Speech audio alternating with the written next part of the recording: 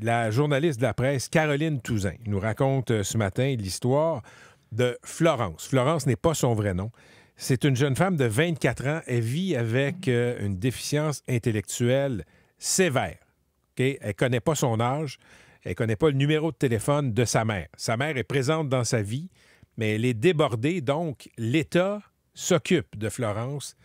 On l'a envoyée dans un CRDI pour les déficients intellectuels. On l'a envoyée dans une ressource intermédiaire où il y a des gens qui sont payés par le gouvernement pour s'en occuper. Elle fait des fugues. Elle fait des fugues, Florence, et elle a le syndrome de Prader-Willi. C'est une maladie génétique qui fait que Florence ne se sent jamais rassasiée. Elle a toujours faim. Donc, fugue, jamais rassasiée. Écoutez, elle entrait chez les voisins de la résidence intermédiaire où elle était pour manger, pour se servir dans le frigidaire. C'est pas méchant, elle est pas bien dans sa tête, elle a une déficience sévère. La police a été appelée à répétition. Et c'est là que l'histoire devient épouvantable d'inhumanité. Elle a été arrêtée, elle a été envoyée en prison à l'établissement Leclerc. Déjà là, c'est complètement fou. Et à l'établissement Leclerc, on l'a envoyée au trou. On l'a envoyée en isolement. Allez lire ça dans la presse. Si vous échappez pas des mots d'église, vous êtes meilleur que moi. Kevin Moras, c'est l'avocat de Florence. Il est en studio. Maître Moras, bonjour. Bonjour. Écoutez, je vous le dis, là, je hurlais en lisant ce texte-là. D'abord, parlez-moi de Florence. Bien, Florence, là, comme vous avez dit, c'est une jeune femme qui a une déficience intellectuelle. Là, vous avez dit sévère, je dirais plutôt significative, là, qui ne sait pas lire, qui ne sait pas écrire. C'est une personne qui, moi je l'ai rencontrée, là, qui est pleine de gentillesse, qui n'a pas de malice, pas de méchanceté. Comme une enfant, si j'ai bien compris. Comme une enfant dans un corps d'adulte, carrément. Et donc, c'est comme ça que je la décrirais. C'est quelqu'un qui, en raison de son syndrome, là, c'est triste, mais qui, c'est un des symptômes principaux, vous l'avez bien dit, mais c'est qu'ils n'ont pas le sentiment de satiété. Ils ont toujours faim. Puis ça peut devenir même une obsession, la nourriture. Donc, dans son cas, c'était un peu ce qui se produisait. Puis elle était dans une ressource qui n'était pas adaptée pour ses besoins, puis qui a mené à de multiples interventions des policiers. Vous savez, des fois, quand il y a des personnes comme ça qui ne sont pas dans un milieu adapté, on a trop souvent recours justement au judiciaire pour pallier les failles du système des services sociaux, puis c'est exactement ce qui s'est produit dans ce cas-ci. Comment vous intervenez dans le dossier? Oui. En fait, moi, j'interviens... je suis informé de la situation le lundi soir. À ce moment-là, ça fait déjà 5 jours que Florence est détenue. C'est sa mère qui vous contacte? Je ne peux pas divulguer l'identité de la personne qui m'a contacté, mais j'ai été informé. Moi, je suis moi-même papa d'un enfant qui a une déficience intellectuelle.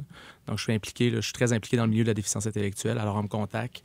Fait que cette histoire-là vient vous chercher. Tout à fait. Donc, c'est sûr que ça a contribué, disons, au sentiment d'indignation de la situation. Là, puis... Mais quand vous apprenez qu'une jeune femme qui a une déficience intellectuelle, Maître Moras, là, manque à l'appel, parce que sa mère la cherche, pas à l'hôpital, elle n'est pas à la police, à un moment donné, elle appelle à la prison.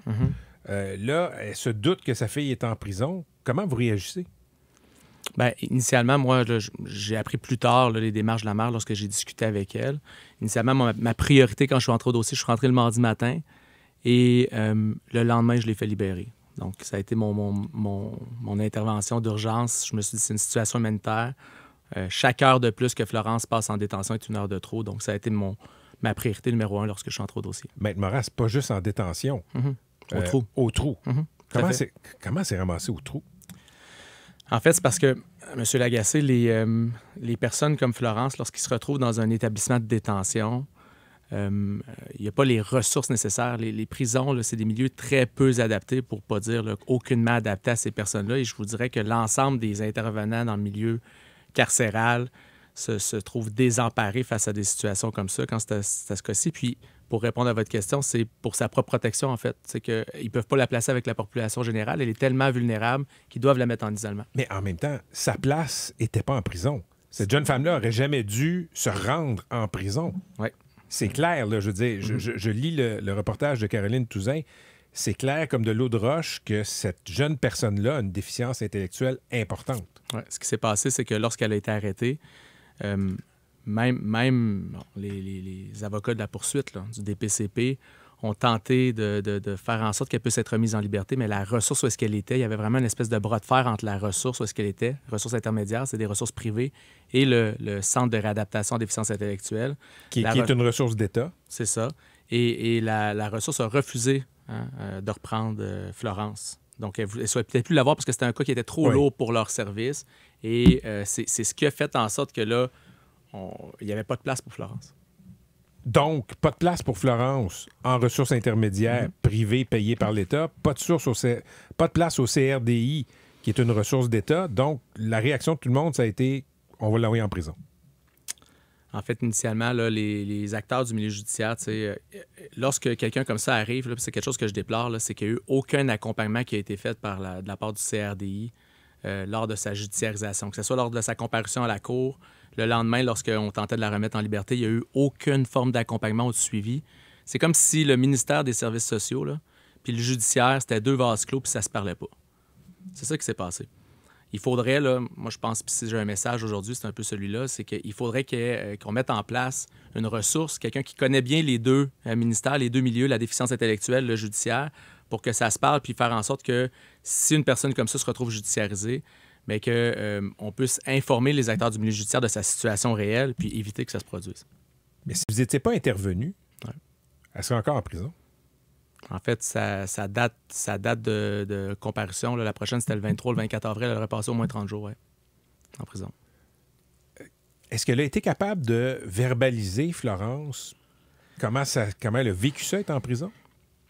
C'est sûr que Florence, c'est une personne qui, bien évidemment, en raison de sa condition, n'a pas beaucoup de mots pour s'exprimer. Oui. Mais c'est sûr que si on lui demande comment elle a trouvé son expérience en prison, après un moment pour y réfléchir, puis elle répond pas bien. Donc, pour elle, c'est difficile de le verbaliser en mots.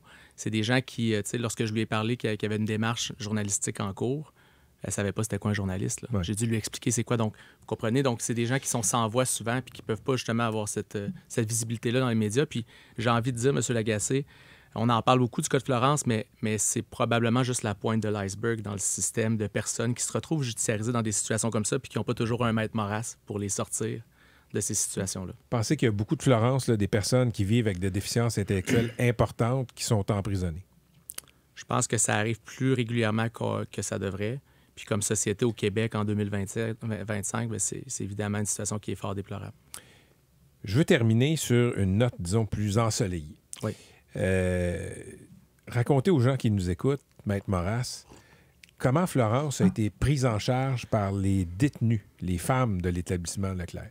Oui, bien, il y a quelque chose de très humain, je dirais même de beau dans toute cette laideur-là. Hein? Qu'est-ce qui s'est produit? C'est que c'est des pères aidantes qui ont accepté, en fait, de venir en aide à Florence pour...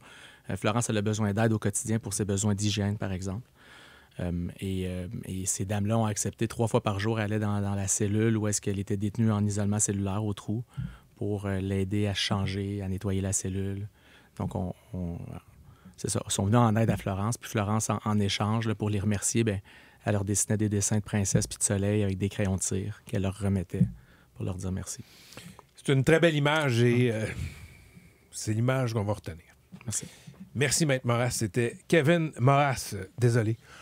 Je suis extrêmement touché par cette image-là et cette histoire-là. Je comprends pas que ça se rende jusque-là.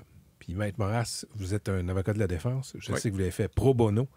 Vous n'aviez pas à le faire, vous l'avez fait. Félicitations. Merci. Kevin Maurras, l'avocat de Florence.